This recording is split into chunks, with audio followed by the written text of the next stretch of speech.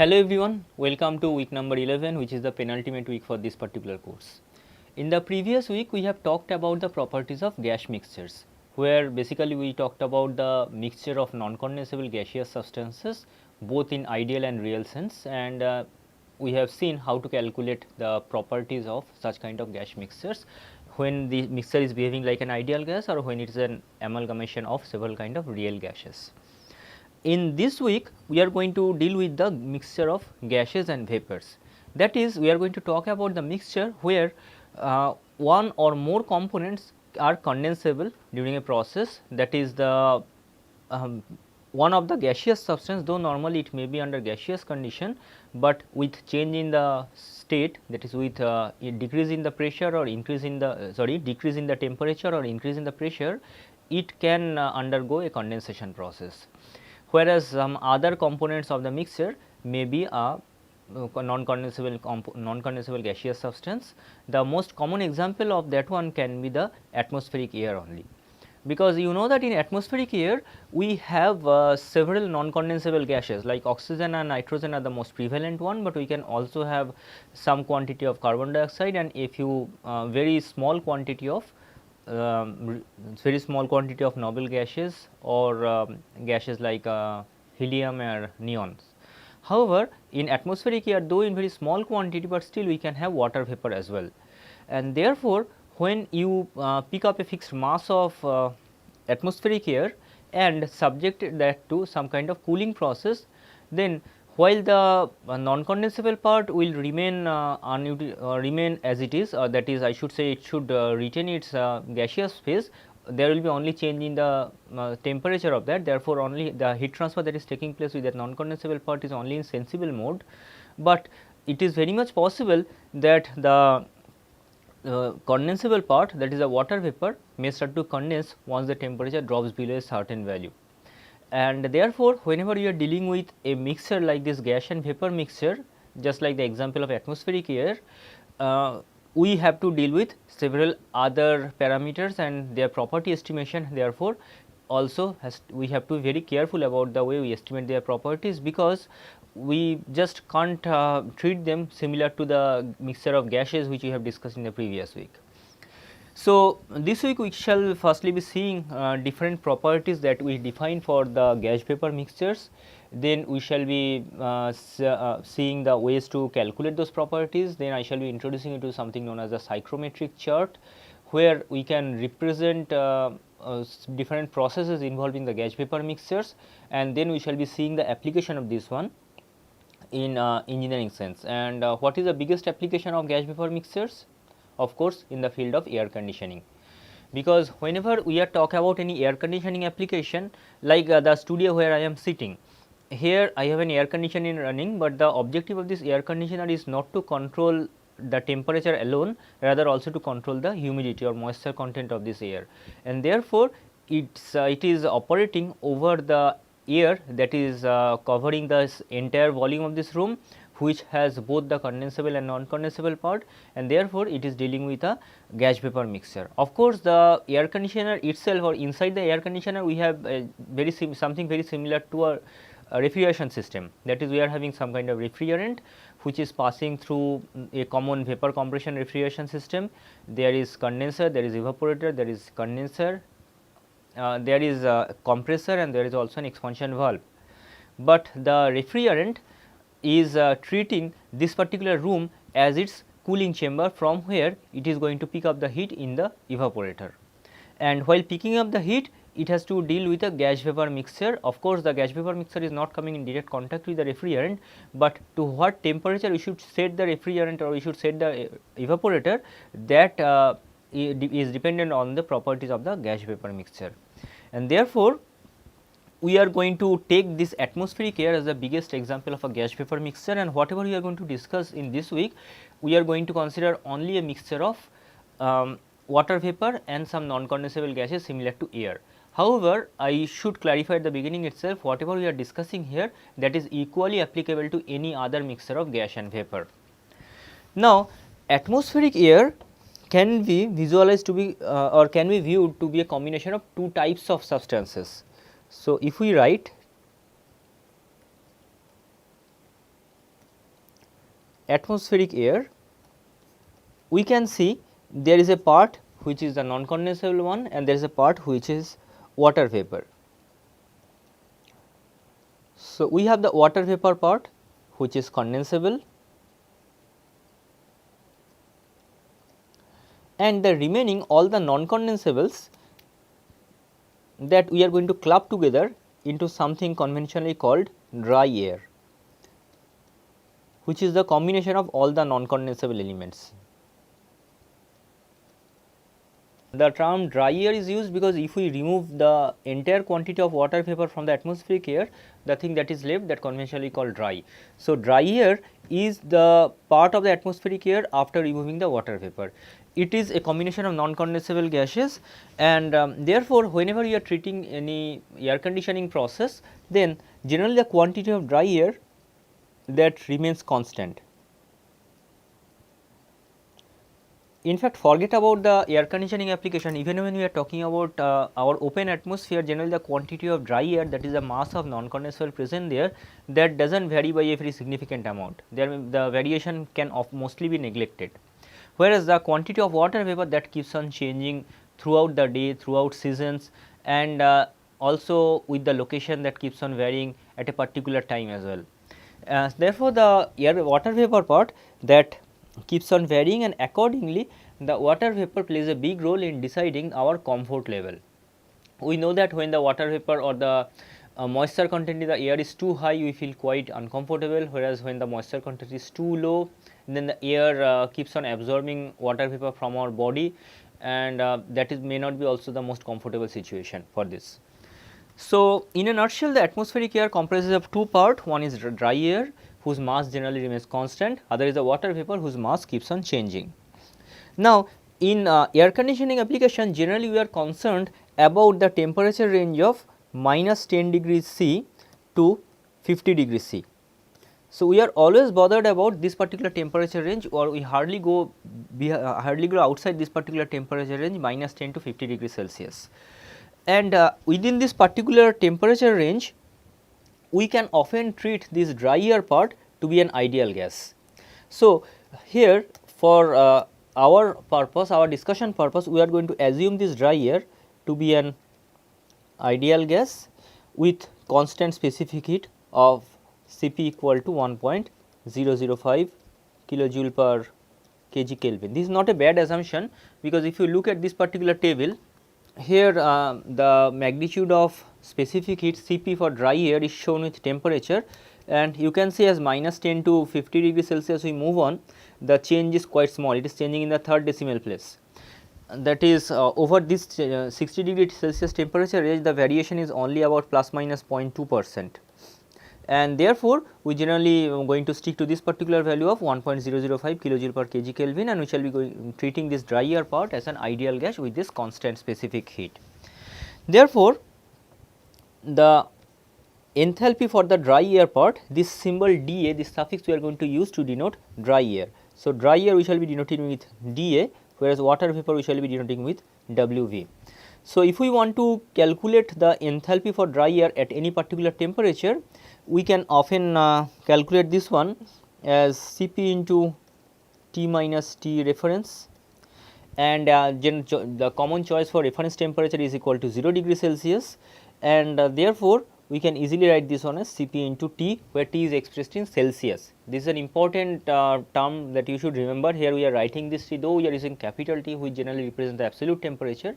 Here we are representing this T as this temperature written in Celsius, because our choice of T reference is equal to 0 degree Celsius, and therefore, the enthalpy for dry air can often be taken as 1.005 into T times this much of kilojoule per kg, and the change in enthalpy of this dry air, delta H dry air, therefore, can be written as Cp into delta T, that is 1.005 into the change in temperature, where delta T can be represented either in Celsius or in Kelvin.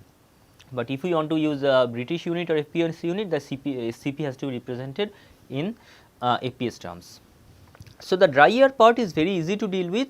You can just visualize the dry air as an ideal gas, just like what we have done in the previous week while talking about the ideal gases, and we are here also we are going to treat this dry air as an ideal gas with a constant specific heat, which is 1.005 kilojoule per kg Kelvin. And just the way we have calculated enthalpy, similarly we can calculate other parameters also if required. But what about the water vapor part? Now, if we can deal with the water vapor as an ideal gas, that would have simplified our analysis quite a bit.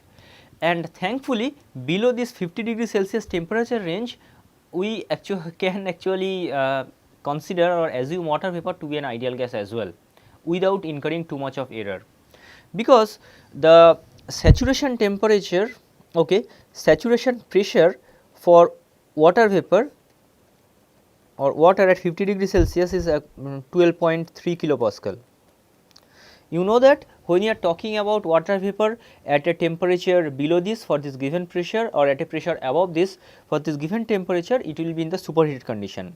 At a, or I should say, I told wrongly, when you are talking about water vapor at this particular pressure and a temperature higher than 50 degree Celsius, or at 50 degree Celsius, but at a pressure lower than this, it will be superheated vapor. Now, from the property values, it has been seen that when the, as long as the pressure of water vapor remains below this 12.3 kilopascal, we can assume it to be an ideal gas with hardly any error, as we shall be seeing shortly, because within this zone we can safely use the relation PV equal to RT even for water vapor as well, and that simplifies our analysis quite a bit. We are going to treat this pressure or atmospheric air as a combination of two ideal gases. One is the dry air part, other is the water vapor part, and accordingly the total pressure can be represented as the summation of the partial pressure of the two components. One is the dry air part plus the water vapor part.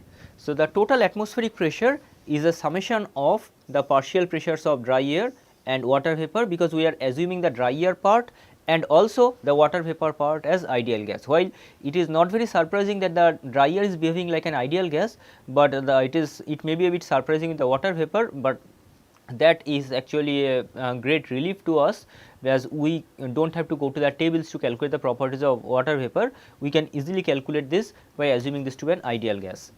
So, both the dry air part and water vapor part follows the ideal gas equation of state.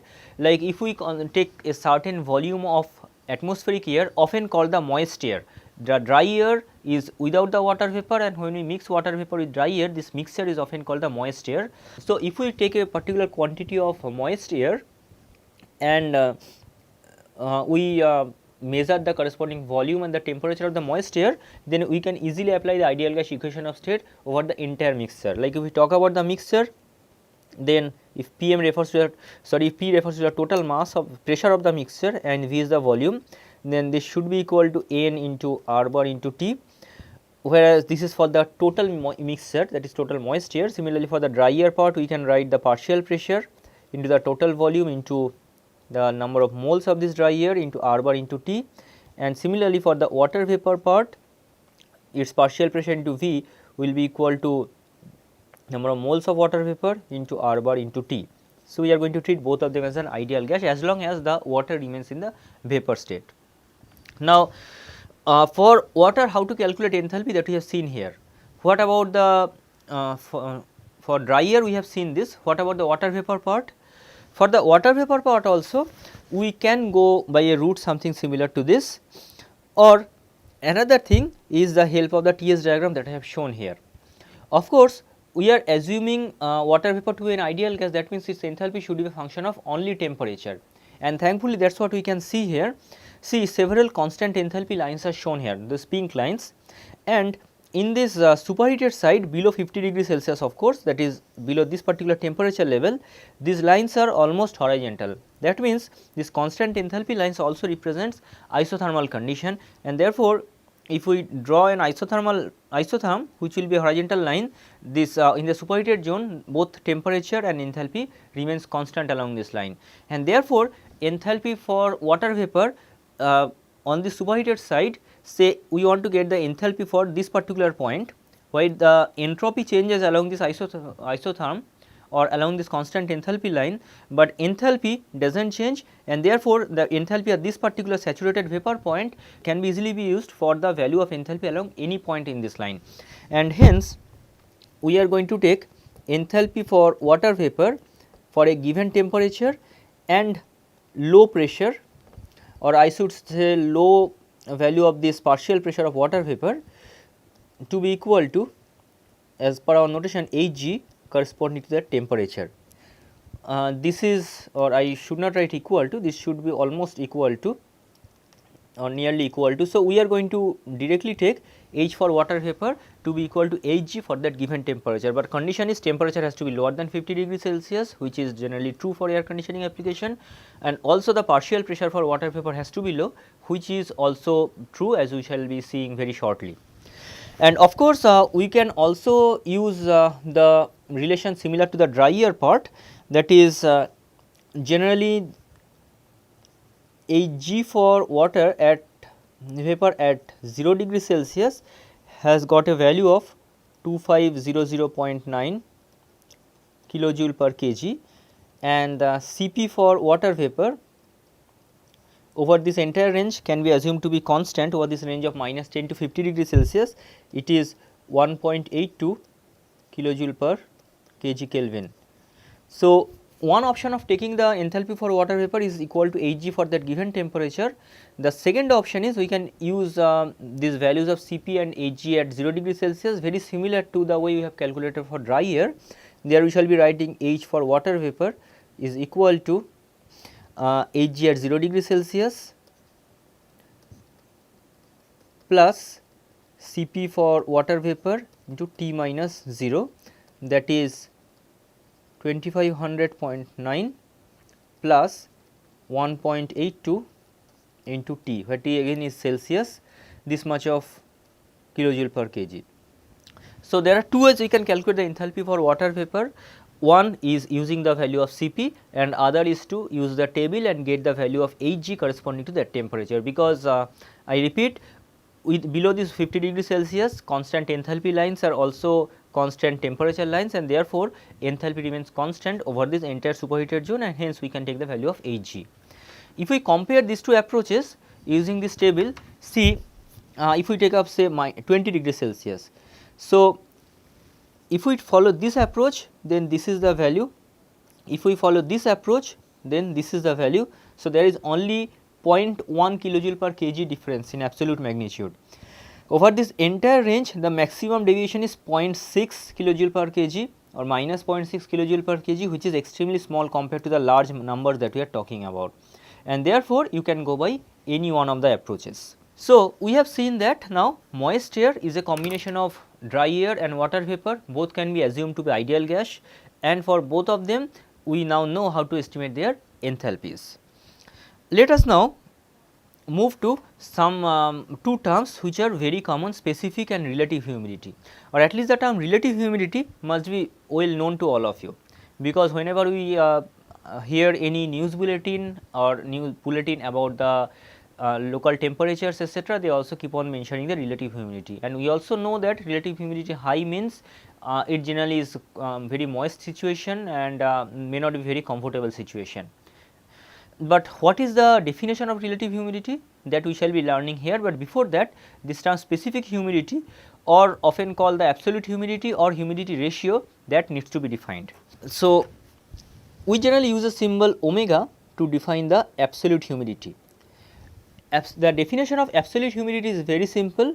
In a sample of moist air, absolute humidity or specific humidity or humidity ratio is just the ratio of the masses, mass of water vapor by mass of dry air. As I have mentioned that the quantity of dry air generally does not change during air conditioning application. So, quite often we represent different properties in terms of per unit mass of dry air. Like we shall shortly be seeing, the total enthalpy and a few other parameters are defined in terms of per unit mass of dry air. Very similarly, here the mass of water vapor is defined as per unit mass of dry air, and that is what we are calling the humidity ratio. Now, we know that both dry air and water vapor can be assumed to be ideal gases, and we can use the PV equal to nRT relation on this. So, for a given sample of volume V and temperature T, if we write them, I wrote in the previous slide also, but I am repeating here. For the dry air part, we can write P dry air into V to be equal to N dry air into R bar into T. Similarly, if we maybe we can write this one as mass of dry air into R for dry air into T.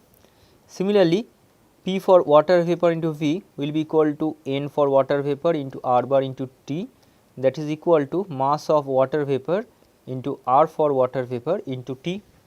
So, taking the mass of water vapor from here, so in the numerator we have partial pressure of water vapor into V divided by R for water vapor into T. In the denominator, mass of dry air can be written as partial pressure for dry air into V divided by R for dry air into T. Separating out the terms, so we are left with now P for water vapor by P for dry air and R for dry air by R for water vapor. Now, R for water vapor is very well known.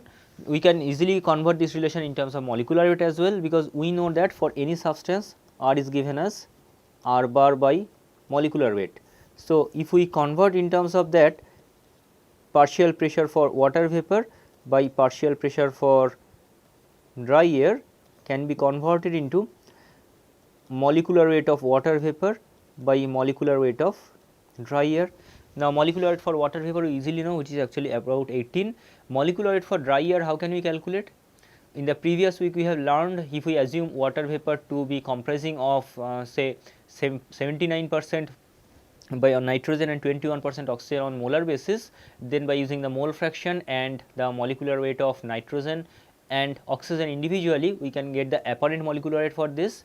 So, if you put that out, then you are going to get this ratio to be equal to 0.622, putting the values of this m molecular m for dry air and m for water vapor into partial pressure for water vapor by partial pressure of dry air.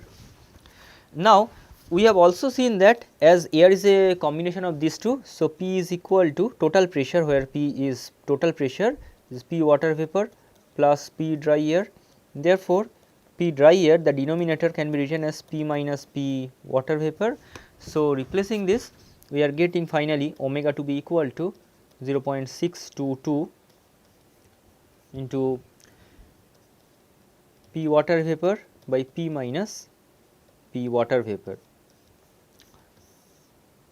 So, somehow if we have idea about the partial pressure of the water vapor, we can calculate the humidity ratio, or vice versa, if we know the specific humidity, we can calculate the partial pressure of the water vapor from the knowledge of the total pressure, atmospheric pressure, that is.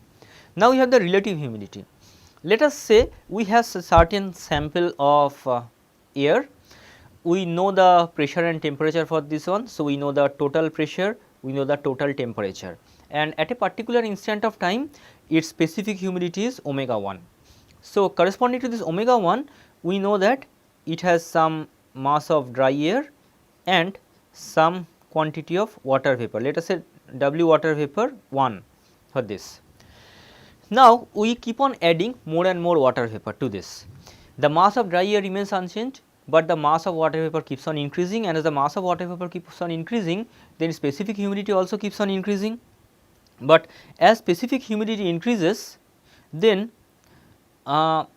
initially there will be no change in the total pressure or temperature of the system, or actually the pressure and temperature of the system will remain the same. But as the mass of water vapor is increasing, whereas the mass of dry air remains the same, then while omega is increasing, the partial pressure for the water vapor is also increasing, whereas the partial pressure corresponding to dry air keeps on decreasing, because total pressure and temperature remains the same. And if we keep on increasing the quantity of water vapor or the moisture content of this moist air, then you will reach a certain situation where the moist air can't take any more water vapor. I repeat, we shall finally be reaching a situation where the moist air will not be able to take any more water vapor. then we call that the moist air or that atmospheric air has become saturated with the water vapor.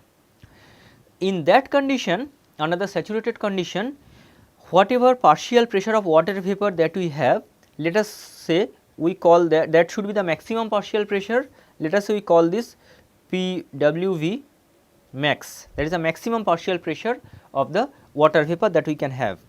Now, once we know the pressure and temperature for the sample, total pressure and total temperature, then how can we estimate the maximum value of this one? This maximum value of the partial pressure of water vapor that it can be, that has to be the saturation pressure of water corresponding to the given temperature, that is the maximum pressure it can have, because any further increase in its pressure will lead to condensation, because we are actually pressurizing the water vapor by continuously adding mass to it and increasing the pressure of this one. As we keep on pressurizing, we know that then it will lead to the condensation process. So, the maximum pressure water vapor can have is the saturation pressure corresponding to the temperature.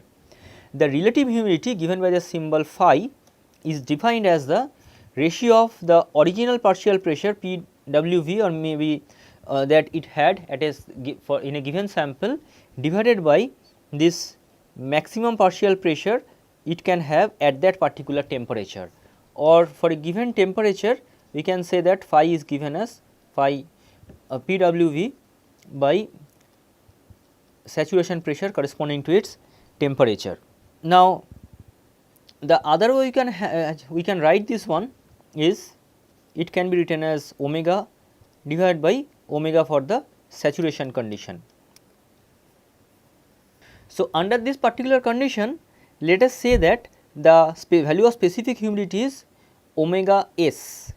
Omega s is the maximum value of specific humidity that this sample of moist air can reach. Now, how can you get the value of this omega s?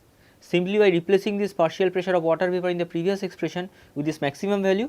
So, your omega s will be equal to 0.622 into P sat corresponding to the given temperature divided by P minus P sat corresponding to the given temperature. Now, relative humidity phi is defined as the mass of water vapor that we had in the original sample divided by the maximum mass of water vapor that we can have.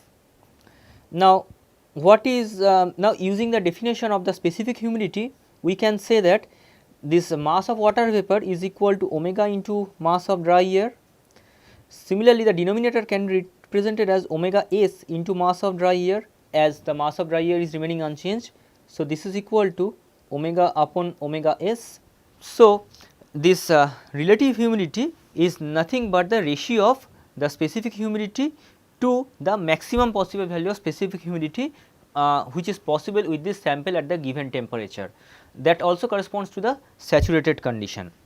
Now, if we represent this one in terms of the PVT relationship, if we write the mass of water vapor divided by mass of water vapor maximum, then what this one will be? In the numerator we are going to have partial pressure of water vapor into V divided by R water vapor into T, as total volume and temperature remain the same.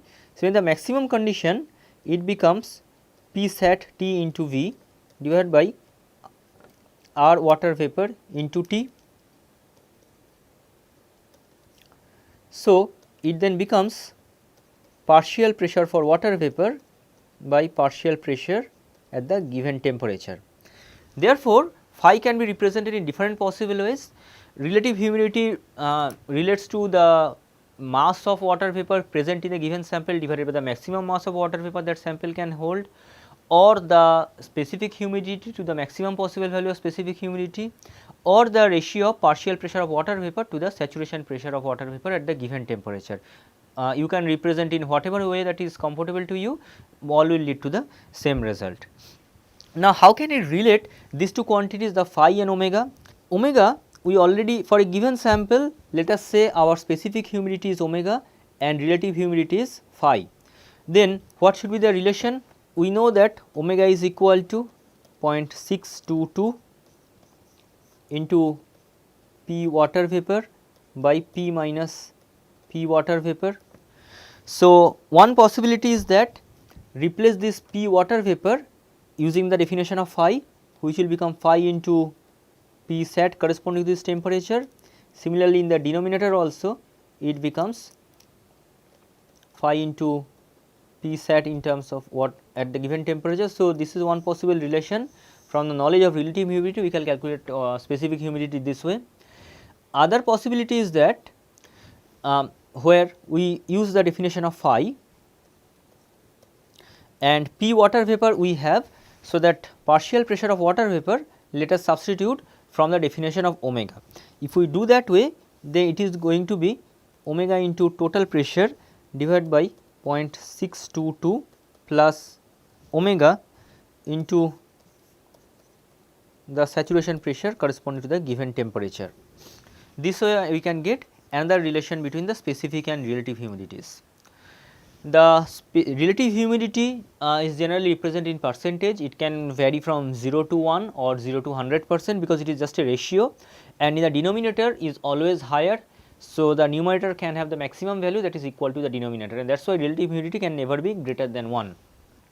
Now, for a given temperature, suppose the temperature of the sample increases, for a given sample the temperature increases, then what will be the effect on the specific humidity?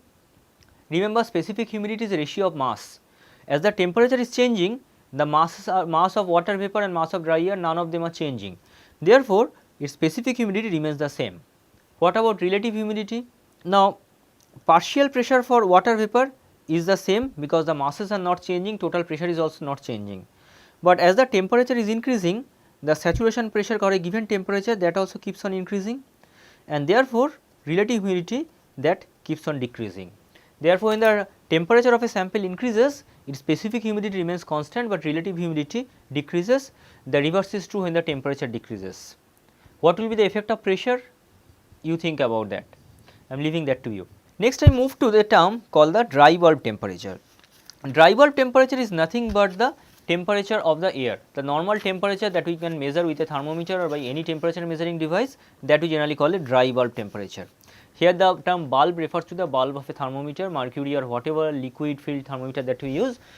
From the bulb of that we use the term dry bulb temperature. So, the temperature that we are using, quite often this temperature is also written as temperature T dB, where dB referring to dry bulb. And what about the enthalpy? We are talking about a mixture of ideal gases. So, enthalpy for the air will be equal to the enthalpy for the dry air part plus enthalpy for the water vapor part. Enthalpy for the dry air part will be equal to mass of dry air into its specific enthalpy, and this will be equal to mass of water vapor into its specific enthalpy.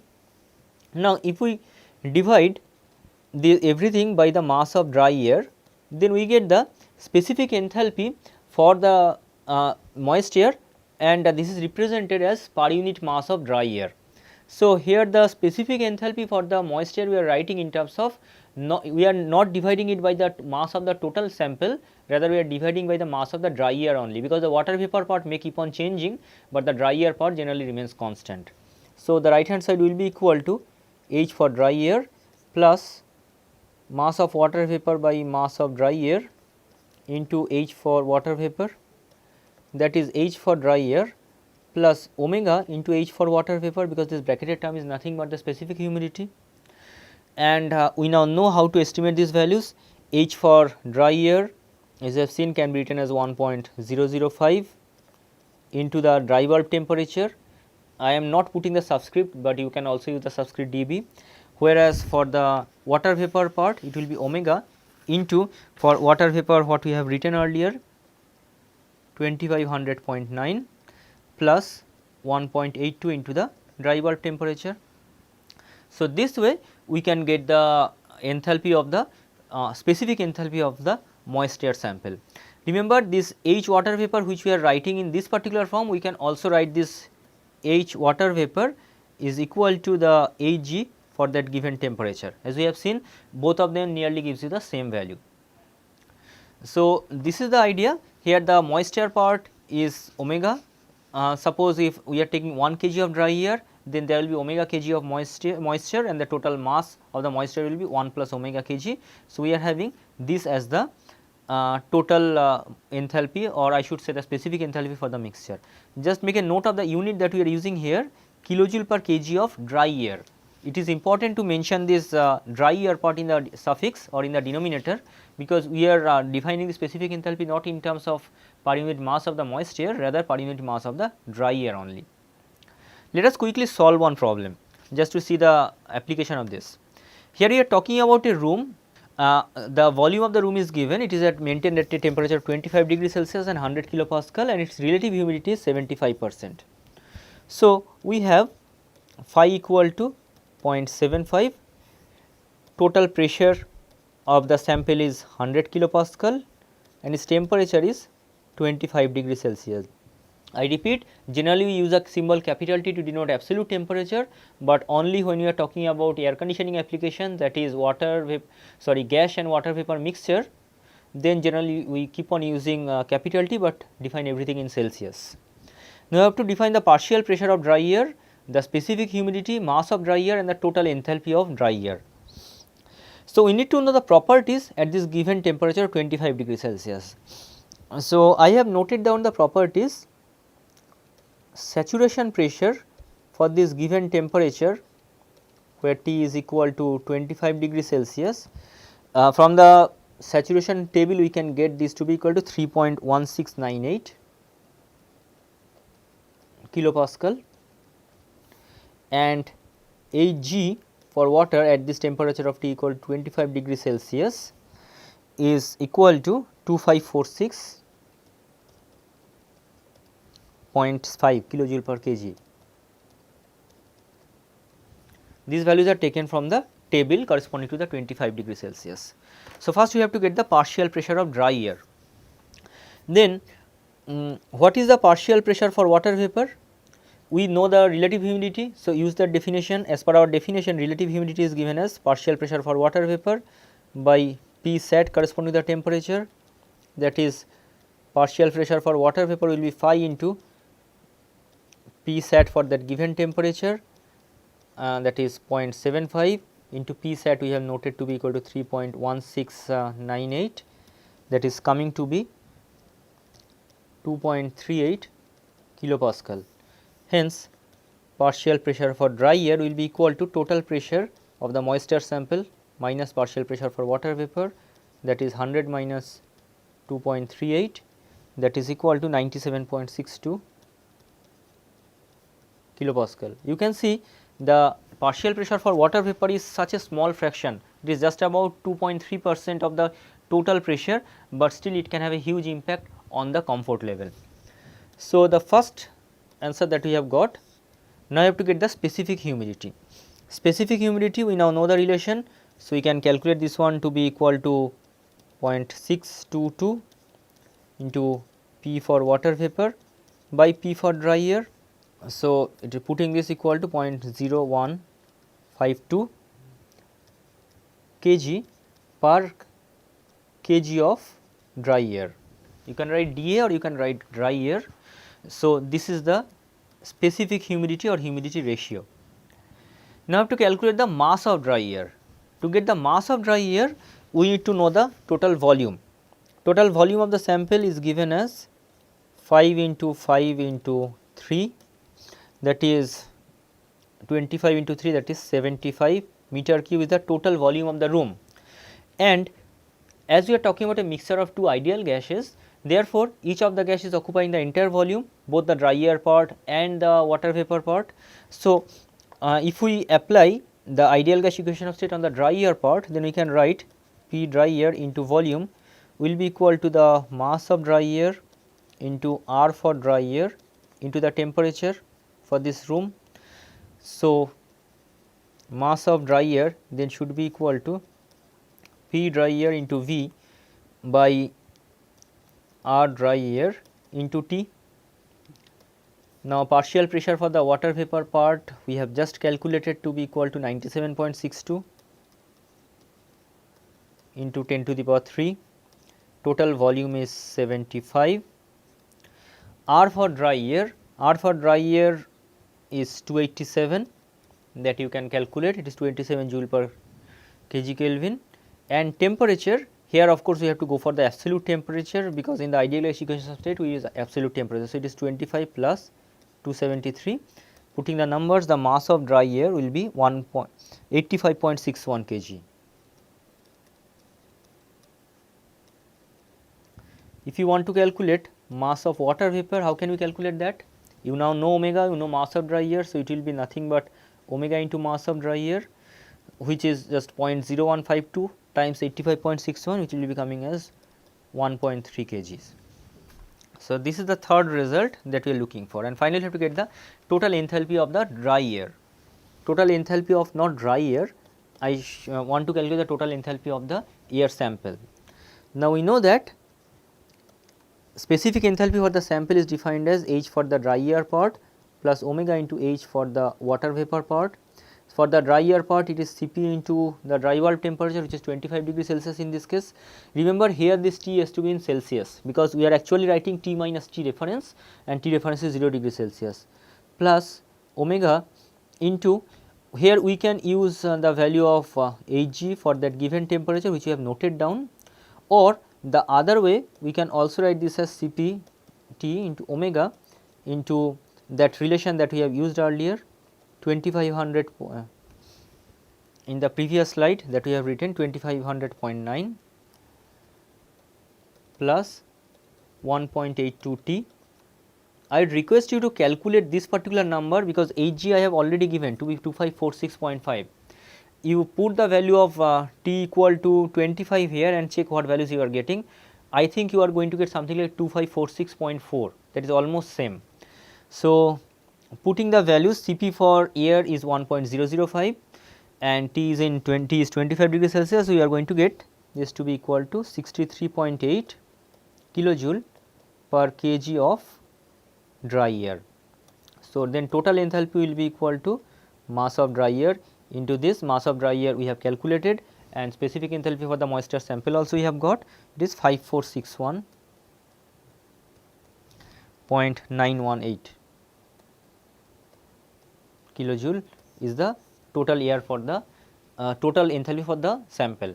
And if you are interested to get the total enthalpy for the dry air part as I mistakenly typed, then that also you can calculate. H dry air will be nothing but mass of dry air into Cp into T. Similarly, you can also calculate the enthalpy content of the water vapor part. So, we have now made use of the concept of relative and specific humidities. Now, let us move to another concept known as the dew point temperature. Let us say we have a fixed quantity of moist air at a given pressure and temperature. Now, if the total pressure of the system, let us say is P, mass of dry air and mass of water vapor, these are given. If these two are given, then from this we know the value of omega, and also if we know the omega, at least to start with you also know the value of phi, because phi will be equal to the partial pressure for this water vapor sample divided by P sat corresponding to this temperature.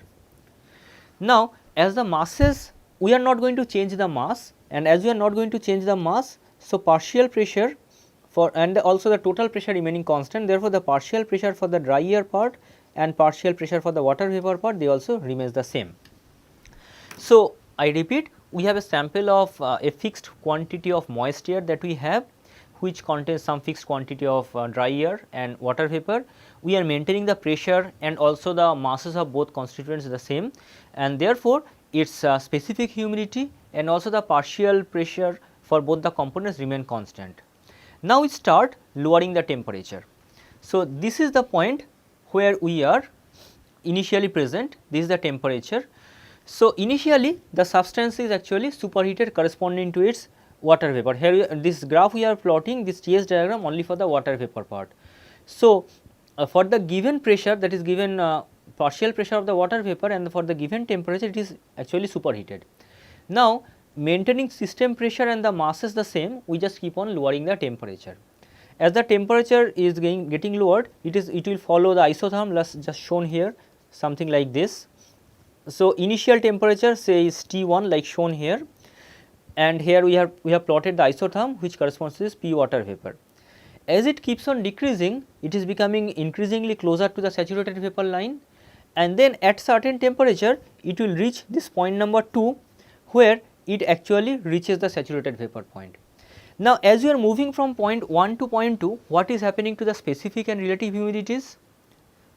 Specific humidity remains constant because the masses are not changing, so specific humidity is a constant. What about the relative humidity?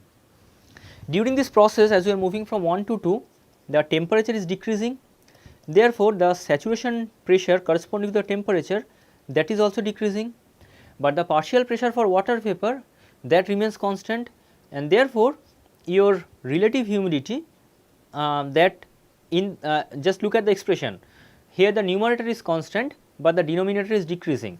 So, the relative humidity keeps on increasing, and when we reach this point number 2, the relative humidity becomes 100%. That is, the mixture becomes saturated by whatever moisture originally it had, by that only. We have just lowered the temperature, and by continuously lowering the temperature we have reached a point where the mixture of the moisture is getting saturated only by the water vapor content that it originally had.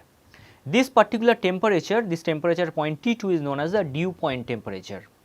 I repeat, this temperature is known as the dew point temperature, TDP. We can write TDP, or we can also write TDPT, whatever we would like to represent this dew point temperature. Therefore, how can we calculate this if we know the partial pressure for water vapor? This has to be the saturation temperature corresponding to the partial pressure for water vapor, and partial pressure for water vapor we can calculate from the expression for this relative humidity that we originally know. So, for a given relative humidity we can easily calculate the value of the dew point temperature. Now, what is the physical significance of this? Just think, if we lower the temperature any further, then what will happen? If we lower the temperature any further, then at even lower temperature it will not be able to hold that much amount of moisture. So, some moisture will get separated from the moisture sample, and it will condense, it will get converted to liquid water, and it will get deposited. And you definitely have seen the formation of dew, the formation of mist, and that is just relevant to this. Just take a say a cold can of some soft drinks from the refrigerator, immediately you will find, take it outside, and immediately you will find that lots of moisture has got deposited on the outer wall of that can. That is happening because the temperature of the can surface is lower than the dew point temperature of the surrounding air, because it was inside the refrigerator. So, it is at a very low temperature, and therefore, the moisture which was there present in the surrounding air, that gets condensed and gets deposited on the surface of that can. So, the concept of dew point temperature is very important from air conditioning application, as we shall be seeing in the next lecture. Next, we move to something known as the adiabatic saturation. Now, the idea of dew point temperature is very important, as I have mentioned, but the next question is, how can we calculate the value of the dew point temperature? One option is to measure the partial pressure for water vapor, because if we know the partial pressure for water vapor, then from the temperature we can calculate the saturation temperature, and from that saturation pressure rather, and then from that ratio we can calculate the relative humidity. And also using that partial pressure of water vapor, we can calculate the dew point temperature directly, but that may not be the easiest of procedure. For that purpose, we can often go for this particular arrangement that is shown here, which is known as a setup for getting adiabatic saturation. Here, a quantity of air with initial temperature T1, specific humidity omega 1 and relative humidity phi 1 is allowed to enter a long adiabatic duct, just like shown here. In this duct, we are having liquid water stored up to certain level. If the water is initially unsaturated, then if the air is initially unsaturated, then when it flows over the water surface, it will keep on picking up water vapor from this pool of water, and as it picks up liquid water, then its omega that keeps on increasing. However, this water that is stored here, shown by the pink, that is stored in the liquid condition. So, if water molecules has to go to the air side, then it has to get converted to vapor, and therefore, it needs that latent heat of vaporization.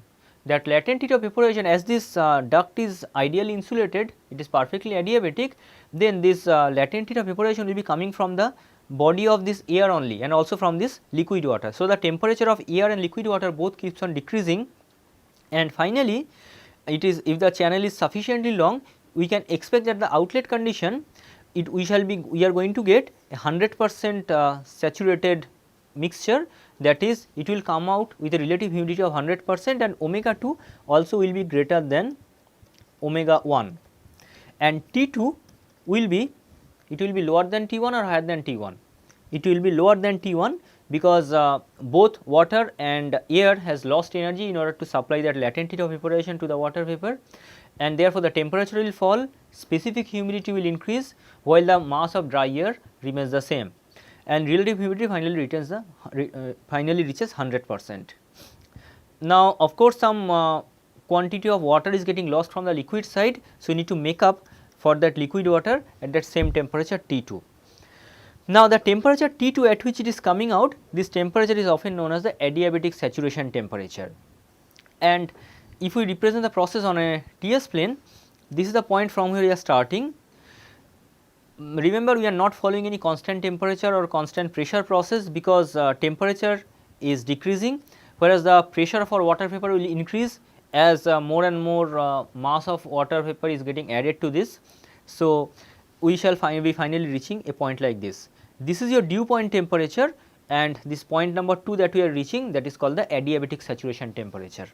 Now, how can we identify using this adiabatic saturation temperature T2, we can actually get a measure of the value of this omega 1. This entire apparatus, our objective is to get the value of this omega 1, and that we can obtain from the measured value of this temperature, initial temperature T1, and finally obtained adiabatic saturation temperature T2. From the dew point temperature also we can get the value of omega 1, but that is more difficult to get, and therefore, we can go for this particular arrangement which is called the adiabatic saturation temperature. Now, how can we get the value of omega 1 here? Remember, omega 2 we can also measure, but generally that is not required, because if we know T2, we know phi 2 is equal to 100%. So, omega 2 we can easily get. Now, we have to get omega 1. If we perform a mass balance for the dry air part, so m dot dry air at 1 is equal to m dot dry air at 2, because there is no change in the dry air. So, let us say we call it m dot dry air.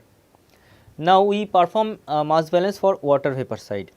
So, m dot water vapor at point number 1 plus m dot f, which we are adding from this side. Here we are adding m dot f amount of liquid water at temperature T2, should be equal to m dot water vapor at point number 2.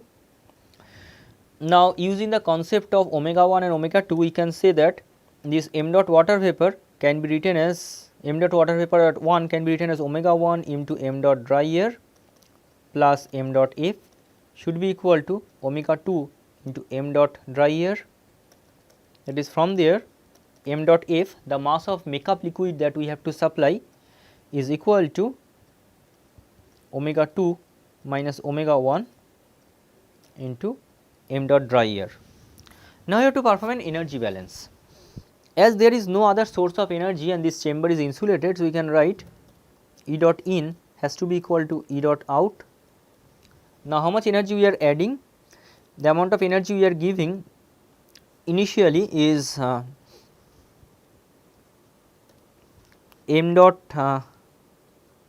dry air into H1, H1 is the specific enthalpy of the moist air sample at state 1, plus m dot f into HF2, HF2 refers to HF at temperature T2, should be equal to m dot dry air into H2. Now, m dot dry air into, okay, let us divide everything by m dot dry air. So, we have H1 plus m dot f is omega 2 minus omega 1 into m dot dry air divided by m dot dry air into HF2 is equal to H2. Separating that out, removing m dot dry air, we have H1 plus omega 2 minus omega 1 into HF2 is equal to H2. Let me repeat this one here. So, we have H1 plus omega 2 minus omega 1 into HF2 to be equal to H2. Now, what is H1? For the dry air part, it is Cp for the dry air, let us say Cp dry air into T1 plus for the water vapor side we can write in Cp form or we can write in Hg form. So, it is Hg1 into omega 1, that is your H1 plus omega 2 minus omega 1 into HF2, and your H2 will be equal to Cp for the dry air into T2 plus omega 2 into Hg2, where Hg2 is Hg at temperature T2. So, if we separate out now the omega 1 part, so we have omega 1 into Hg1 minus Hg2 minus omega 1 into HF2 is equal to Cp for the dry air into T2 minus T1 plus omega 2 into Hg2 minus HF2. So, omega 1 now becomes then, so inside the bracket if we combine this, we have Hg1 minus Hg2 plus HF2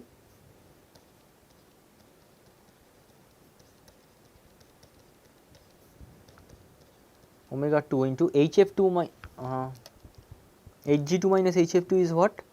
That is nothing but HFG at 2. Here I have written one term extra, Hg1 minus,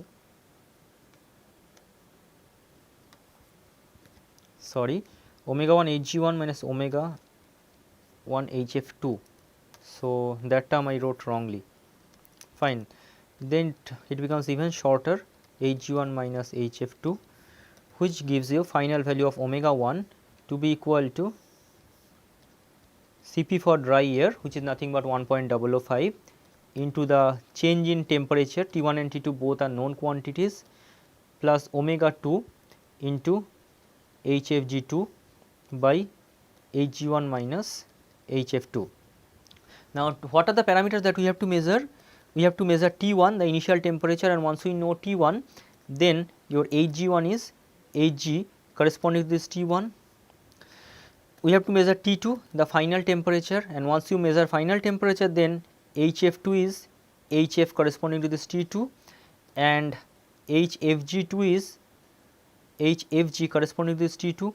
So, we know the properties.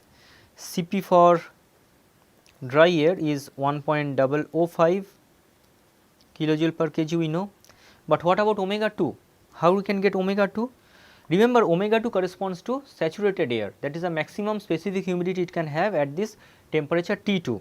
So, omega 2 is nothing but 0.622 into saturation pressure corresponding to T2 divided by P minus P sat corresponding to T2, as phi is equal to 1 or as our phi 2 is equal to 1.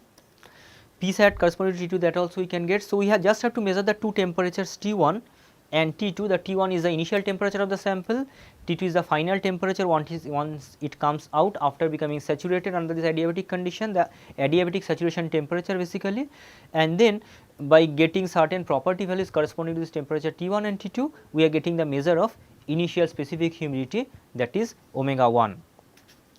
So, this is a very interesting arrangement, this adiabatic saturation condition, by which we can easily measure the specific humidity, and once we know specific humidity, we can calculate anything. We can calculate relative humidity, we can calculate the partial pressure of water vapor, we can calculate enthalpy and also the dew point temperature. but generally we need to provide a very long duct and a sufficient amount of time to get this process done. Also getting ideally insulated condition, perfectly adiabatic process may not be very practicable. So, quite often we go for a much simpler arrangement. We take a thermometer and we cover the bulb of the thermometer by a piece of cotton and or some wick, and the arrangement is such that the wick is partially immersed into a pool of liquid water, so that it always remains saturated with water. Then as air or whatever medium for which you want to measure the temperature, it is allowed to flow through, it will pick up certain amount of moisture from this, and as it passes over the wick we can expect it to be saturated corresponding, and once it picks up the water vapor from the wick, the corresponding latent heat has to be provided from the bulb of the thermometer, and hence whatever temperature we get, that we call the wet bulb temperature. This wet bulb temperature practical is may not be exactly equal to the adiabatic saturation temperature, but for most of the practical purposes we take this wet bulb temperature to be equal to the temperature for adiabatic saturation. So, we now know that there are three temperatures that we talk about. One is the dry bulb temperature, one is the dew point temperature, and finally is the wet bulb temperature. These are the three temperatures that we commonly keep on using in practice. The dry bulb temperature is the ordinary temperature only, which you can measure using any temperature measuring device. For measuring wet bulb temperature, we have to get an arrangement something like this: the bulb of the thermometer covered by a wet wick, and the wick also has to be in contact with liquid water always. And the dew point temperature refers to the temperature at which the moisture sample becomes saturated by its own moisture content. So, to finish with, I have a very small numerical example where I shall be using the concept of both dry and wet bulb temperature. So, we are having atmospheric air at this pressure of 101 kilopascal, and the dry bulb temperature is 25 degree Celsius and wet bulb temperature is 15 degree Celsius. So, you have to measure specific and relative humidities and the enthalpy of air. So, as we know the two temperatures, the saturation pressure corresponding to 15 degree Celsius is 1.7057 kilopascal, and corresponding to 25 degree Celsius it is 3.1698 kilopascal. These two properties we have taken from the table, and once we have this, we basically can have everything, because we know that omega 2 will become equal to 0.622 into P sat corresponding to your T2. T2 means which one? T2 is the wet bulb temperature. So, it is into 1.7057 divided total pressure is 101 minus 1.7057, it is coming to be 0.01065. So, you know omega 2. So, omega 1 we can calculate just like we have calculated from, we got the formula from here. So, we have Cp for air to be equal to 1.005 into change in temperature, T1 is 25, T2 is 15, and if we go back, we have omega 2 into HFG2 plus omega 2 is 0.01065 into HFG corresponding to 15 degree Celsius, which I have not noted, you can take the value, and then we have Hg1 minus Hf2. So, Hg corresponding to 25 degree Celsius minus Hf2, that is Hf corresponding to this 15 degree Celsius. Have these enthalpy values and from the table and do the calculation, your omega 1 should be something like 0.00653. Then how to calculate phi from there? We know the relation between phi and omega, there are several ways you can calculate phi from this. Just check it out, your phi will be something like 33.2%, and once we know this, you also know how to calculate the total enthalpy or at least the specific enthalpy for this mixture. Try to calculate this one your own. So, that takes us to the end of our discussion for the day, where we have talked about the atmospheric and dry air, the concept of dry air and moist air, concept of specific and relative humidities, dry bulb and wet bulb temperatures, dew point temperatures, and finally, we have talked about the adiabatic saturation, which is also associated with this concept of wet bulb temperature. Please rehearse these concepts carefully, because in next lecture I am going to talk about something known as the psychrometric chart, which allows us to calculate or get the values of different parameters which we have defined here directly without doing any kind of calculation. Of course, we can get all these parameters by calculation, but we can also get them directly from the psychrometric chart, and then we shall be trying to plot a few air conditioning processes on the psychrometric chart to get into more detailed about air conditioning calculations. Thank you very much.